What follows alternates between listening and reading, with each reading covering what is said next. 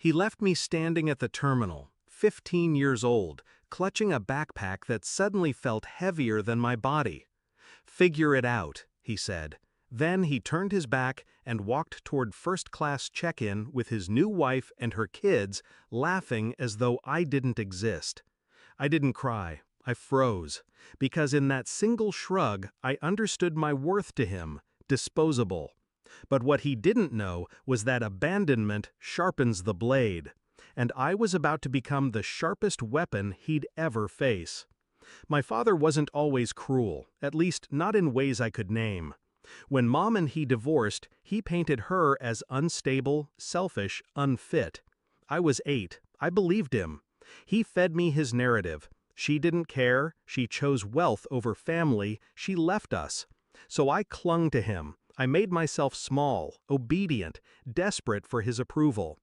But his approval had a price: obedience, silence, loyalty to him, and contempt for her.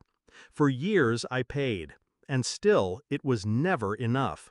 By the time I was a teenager, the cracks widened. The new wife arrived. With her came 2 stepbrothers who could do no wrong. Family trips became theirs, not mine. Meals, gifts, affection, doled out unevenly. I was the extra luggage he tolerated. The airport was the breaking point, the final, cruelest cut. He abandoned me so he could sip champagne on a beach with them. A child discarded, a nuisance erased. But in the silence of that terminal, I made my first real decision. I would never beg for his love again.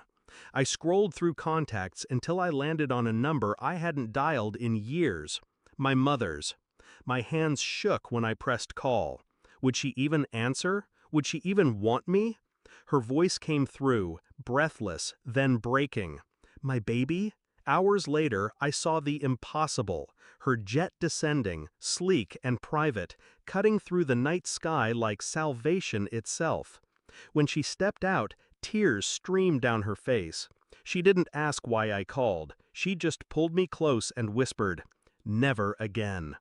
That was the moment I knew who had lied to me all along, and who had been waiting in silence, ready to love me the second I reached out. 3 months passed. 3 months of lawyers, documents, revelations. Mom wasn't just wealthy, she was prepared. She had evidence of years of neglect. She had connections in courts my father never imagined I'd step foot in. And she had me, no longer afraid, no longer silent. Together, we built a case. Custody violations, financial exploitation, neglect, abandonment. Every lie he told about her began to collapse under the weight of truth. The day he returned from vacation, bronzed and smug, he walked into a house that no longer contained me. My room, empty. The posters, books, photos, gone. Even the bed stripped bare. Instead, a thick envelope sat waiting on his desk, stamped, legal, unmistakable. I wasn't there to see it, but I can imagine the moment. His hand tearing it open, expecting bills or junk mail. His eyes scanning the words. Petition, abandonment, custody, financial misconduct. And finally, the part that gutted him. He no longer had a daughter under his roof. Not legally, not emotionally, not at all. Weeks later, we faced each other in court. He tried his usual charm, the practiced smile, the rehearsed lines about being a devoted father.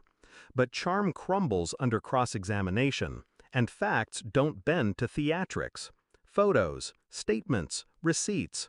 The testimony of a 15-year-old girl with a steady voice and no tears left. I watched the judge's face tighten. I watched my father's mask slip. And for the first time in my life, the scales tipped my way. When the ruling came, it was swift. Sole custody to my mother. Financial restitution demanded.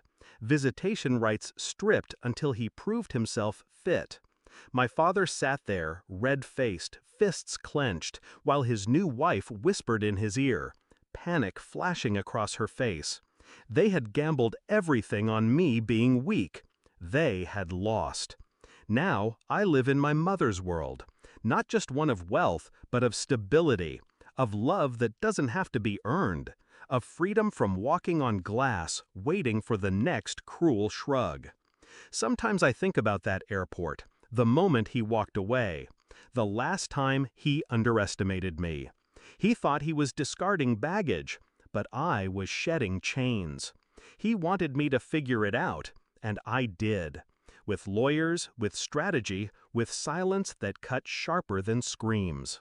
When he comes home now, he returns to emptiness, an empty room, an empty house, an empty place where his daughter used to be. And all that remains is the envelope. The one reminder that power shifted the moment he walked away. I don't need revenge and flames or violence. I chose the quiet kind, the kind written in ink and stamped by the courts, the kind that leaves a man with everything, except the one thing he can't replace: me.